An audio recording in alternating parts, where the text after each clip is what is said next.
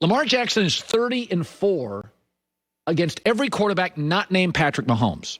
He's 24. He wins 80% of his games. He has won a road playoff game. Outside of like Mahomes, Rodgers, there's no perfect quarterbacks. We love Drew Brees. He couldn't throw a deep ball the last 4 years in the league. Tom Brady can't outrun a batting cage. Can we stop with the perfect quarterback stuff? The kid's 24.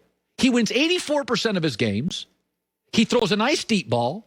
He is great athletically, and he's okay throwing, but does appear to be getting better. First year, his passer rating was 84. Needed work. Next year, it was 113 MVP. Kind of felt like a little bit like the league was still trying to figure out what the heck does this guy do. Then the league last year kind of figures out, but his passer rating ends up 99. If he retires today, it would be the 5th highest ever. I like Derek Carr. His passer rating's closer to 90 than 100. I like Matt Ryan. What's his passer rating? If his passer rating settles around 99, and I do think that's kind of what we're looking at. He's also very good on third down, which has always been a very interesting quarterback stat. The best quarterbacks are good on third down. They have instinct. They're good pre-snap. They're coachable. You know, that's always been a big stat for me. How's your quarterback on third down? How's your quarterback on primetime games? Lamar is Zion. We're so caught up in what he can't do. But the stuff he can do is so otherworldly. We got to stop the can't stuff. If you sit around and are paralyzed because you don't agree with one policy of your politician, you're going to be a bitter old man. If you agree with he or she on 75% of policies, vote for them. No perfect candidates out there. You're like your child if you think you're going to get a perfect candidate. Drives me nuts. There's no even Mahomes. He now's been hurt a couple times. Sometimes he gets a little flake left sideways, throw behind his back. He's not perfect. I mean, he's close as perfect as we have. Aaron's about as close. Aaron can be a little condescending, a little prickly. But he's about as close as I'm going to deal with that stuff. Russell Wilson scrambles into sacks.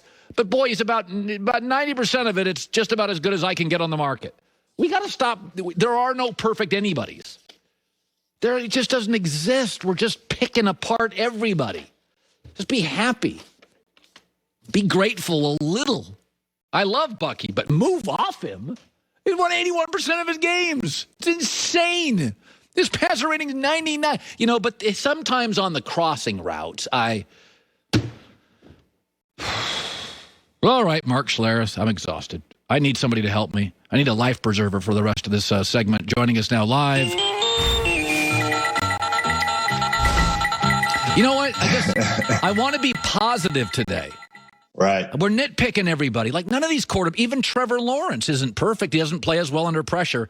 Okay. By the way, I love that concept. We, especially come draft time, we get so enamored with what a guy can't do as opposed to what can this guy do, and can we put him in a system where we can take advantage of that skill set? And I think you could make a compelling argument that John Harbaugh should be one of the coaches of the year every single year because you've gone back and said, okay, there hasn't been a new passing concept in the NFL in 25 years, but we can create some unbelievable run schemes, and we can create this situation for our quarterback that he can take advantage of. And think about this. When you play the Baltimore Ravens, they take that opening kickoff, they drive it down your throat for 8 minutes and a touchdown, and you're down 7-0. And now they kick off to you, and you go 3 and out, and now you're starting as an offensive coordinator to count possessions. You're like, oh, shoot. You know what? We've had one possession. It was a 3 and out. And now all of a sudden, what do we get? A normal game, you get 12 possessions, 13 possessions. We might get 7 or 8. Now we've got to score every time we touch the ball. So it takes you out of your offensive rhythm and what you wanted to call. It is the ultimate in complementary football. And the reason you can play it that way is because of number 8. So just understand, if you give that up, now you've got to recreate kind of the wheel, if you will, in Baltimore.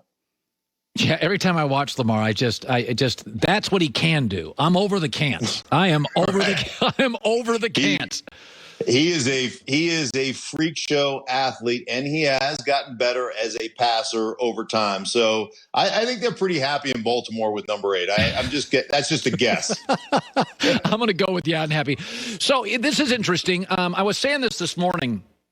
if you're in a division like the NFC West, and it's really good, and you're sitting there and you're thinking to yourself, listen, if Jimmy Garoppolo gets hurt again, we're going to get nothing for him. Nothing. If we can get a second-round pick for him, we'll just draft the quarterback ready to play now, Mac Jones. May have a lower ceiling. But Jimmy Garoppolo's interesting. The team, I think it's fascinating that I think what I would take a chance on him is Denver. That's where you live, and here's why. Jimmy's got 2 years left in his deal. You bring him in, and it doesn't work. Okay, well, Drew Lock's not working, and we think he's better than Drew.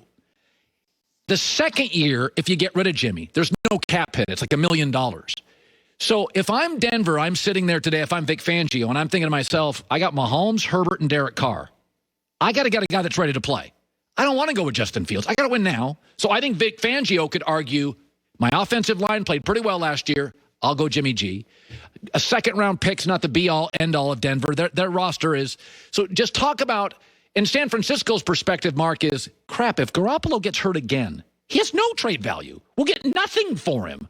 So your thoughts about Denver and Garoppolo, because it does feel like I could certainly make an argument in that draft room.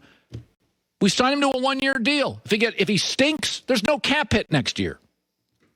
Yeah, you know what? I think it's a great concept, Colin. And Jimmy Garoppolo, there is nothing wrong with his QBing skills. I mean, that guy can spin it. There's no question about that. It's just his availability has been the issue because he's been hurt so many times. But, the Broncos came in with George Payton being the general manager now saying, we want to bring competition to that quarterback room. So, if you draft in the top 10, you're not bringing competition into the quarterback room. You're replacing your quarterback, correct? I mean, You're not saying, okay, we're drafting the top 10 and it's open competition between you and Drew Lock. No, you have drafted the predecessor. So that's not an open competition. If you draft in, if you're drafting in the second or third round, then okay, that's a competition. Or if you're bringing somebody in like Jimmy Garoppolo, a veteran player, you